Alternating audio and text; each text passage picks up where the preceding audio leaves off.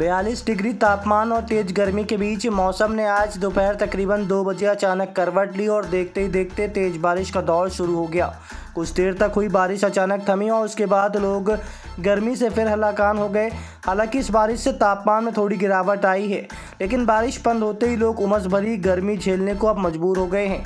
हम आपको बता दें कि तापमान इन दिनों पूरे सवाब में है और दिन के साथ ही रात में भी लोग भीषण गर्मी से हलाकान रहते हैं। लगातार कई दिनों से आसमान में रुक रुक कर बादल छा रहे थे।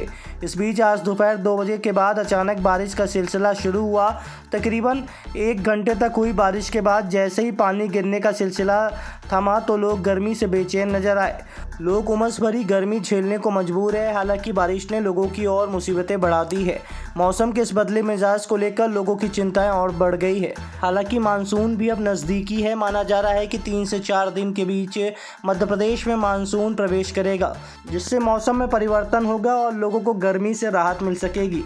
और मध्य प्रदेश में लगभग आपका 16 जून से लगभग 20 जून के आसपास हमारा मध्य प्रदेश पूरा कवर कर लेगा। और रीवा जिले में हमको लगता है कि 18 से 20 जून में अच्छी से मतलब कवर कर लेगा रीवा जिले में, बल्कि पूरे बिंद में हमको 18 से 20 जून के आसपास अच्छी बारिश देखने को मिल सकती है। जहाँ तक मानसून का सवाल है, मानसून 2 टाइप का होता है। एक साउथ वेस्ट मानसून, जिससे हम दक्षिण पश्चिम मानसून बोलते हैं, और नॉर्थ ईस्ट मानसून, उत्तर पूर्व मानसून।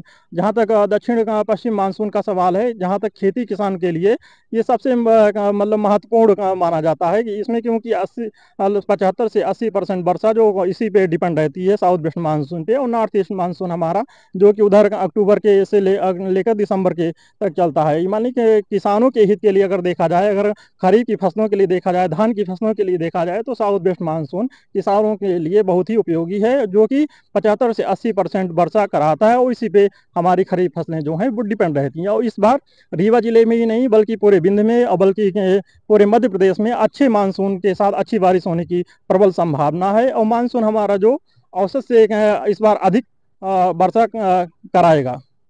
तो जैसे दोनों मानसून आपने बताया, तो क्या दोनों एक साथ ही आते हैं कि कुछ इसका टाइम पीरियड? नहीं नहीं, उसका टाइम पीरियड है। साउथ वेस्ट मानसून जो रहता है हमारा, वो लगभग जून में जो बिंद क्षेत्र में है, लगभग जून में आता है।